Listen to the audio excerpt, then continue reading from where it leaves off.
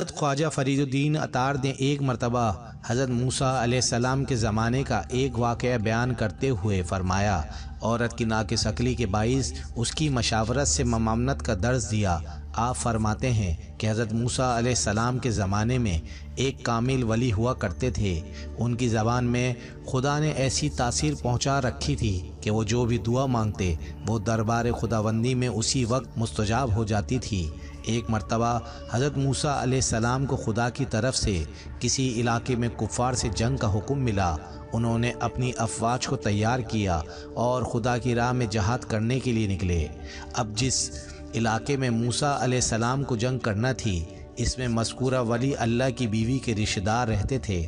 موصوف کی بیوی کو خدشہ ہوا کہ اگر موسیٰ علیہ السلام کو جنگ میں فتح ہو گئی تو میرے عزیز و اقارب بھی جنگ کی نظر ہو جائیں گے۔ اسی خیال سے اس عورت نے اپنے خاوند جو کہ ولی کامل تھے عرض کی کہ آپ خدا سے دعا مانگیں کہ حضرت موسیٰ علیہ السلام کو شکست ہو جائے۔ ولی اللہ نے یہ سوچے بغیر اللہ تعالیٰ کے حکم کی بجا آوری کرنے کے لیے موسیٰ علیہ السلام آ رہے ہیں، خدا کے حضور یہ دعا کر دی کہ مولا تو نے مجھے کبھی مایوس نہیں کیا، آج بھی میری دعا قبول فرما لے اور موسیٰ علیہ السلام کے لشکر کو شکست دے دے۔ اللہ تعالیٰ کو اپنی ولی کی اس عجیب و غریب دعا پر بڑا تعجب ہوا، لیکن خدا نے اس کی دعا اسی وجہ سے منظور کر لی کہ اس نے بڑی امید سے خدا کے آگے دست سوال دراز کیا تھا۔ اگر میں اس کو نا امید کروں گا تو یہ میری عنایت سے مایوس ہو جائے گا، اور مایوسی واحد ایسی چیز ہے جو خدا کے ہاں بالکل ناپید ہے، ورنہ خدا ہر چیز پر قادر ہے، لیکن وہ کسی کو مایوس نہیں کرتا۔ چنانچہ خدا نے اس ولی بزرگ کی دعا قبول کر لی اور یوں موسیٰ علیہ السلام کو شکست ہو گئی۔ موسیٰ علیہ السلام نے خدا کے لاڈلے نبی تھے، وہ فوراً دربار میں حاضر ہوئے اور عرض کی، اے مولا پاک مجھے خود ہی جنگ کا حکم دیا اور خود ہی شکست دے دی، اس میں تیری کون سی مصلحت پوشیدہ ہے؟ اللہ تعالیٰ نے جواب دیا، اے موسیٰ بے شک میں نے ہی جنگ کا حکم دیا تھا، مگر میرے آگے جب میرے ایک ولی نے دست سوال دراز کیا تو میں نہیں چاہتا تھا کہ میں اس کی دعا اور خواہش کو رد کر دوں، اسی لیے میں نے اس کی دعا کو اپنے حکم پر ترجیح دی۔ موسیٰ علیہ السلام سخت غصے میں تھے۔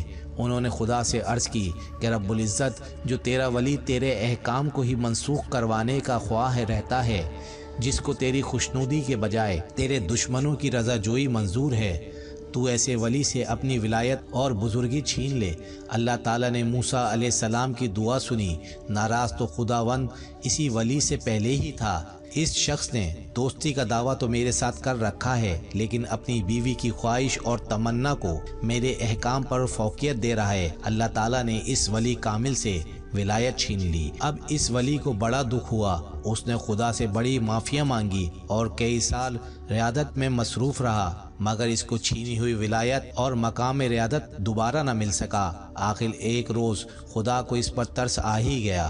اللہ تعالیٰ نے اسے فرمایا، دیکھو تمہیں ولایت واپس نہیں مل سکتی، لیکن تم پر اتنی مہربانی ہو سکتی ہے کہ تم مجھ سے 3 دعائیں مانگو، میں ضرور پوری کروں گا۔ اللہ کا وہ بندہ جو ولایت تو کھو ہی چکا تھا، یہاں بھی اپنی بیوی کے دام فریب میں پھنس گیا اور غلطی سے اپنی بیوی کو بتا بیٹھا، خدا نے میرے ساتھ 3 دعائیں قبول کرنے کا کہا ہے۔ اس بیوی نے فوراً اپنی خواہش منوانے کی کوشش کی اور اپنے خاوند سے کہا کہ تم اللہ سے پہلی بات یہ کرو کہ مجھے دنیا کی حسین ترین عورت بنا دے۔ اس شخص نے بیوی کی آرزو اللہ کے حضور میں بیان کر دی اور اللہ تعالیٰ نے اس عورت کو دنیا کا حسین و ترین عورت بنا دیا۔ اب اتفاق کی بات کہ وہاں سے ایک بادشاہ کا گزر ہوا، اس نے اتنی خوبصورت عورت دیکھی۔ اس نے اس عورت سے کہا کہ تم کیا اس بوڑھے آدمی کے ساتھ رہ رہی ہو؟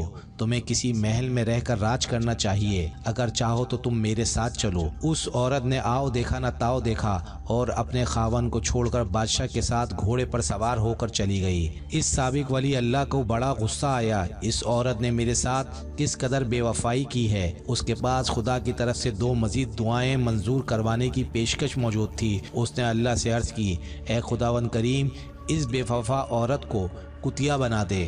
حق تعالیٰ نے اس عورت کو کتیا بنا دیا۔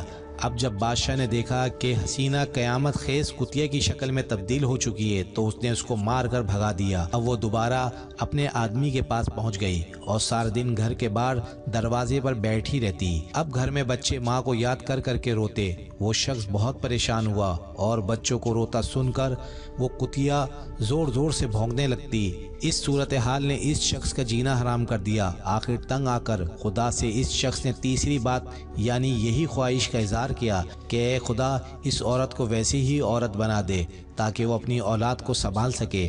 اللہ تعالی نے وعدے کے مطابق اس شخص کی دعا قبول کرتے ہوئے اس عورت کو دوبارہ ویسے ہی بنا دیا۔ خواجہ عطار یہ بات واضح کرنا چاہتے ہیں کہ عورت کی مکاری اور ناقص عقلی بڑے بڑے اولیاء کی آزمائش میں ڈال دیتی ہے، اسی لیے عورت کے معاملے میں خدا سے ڈرتے رہنا چاہیے اور خدا کی پناہ حاصل کرنی چاہیے۔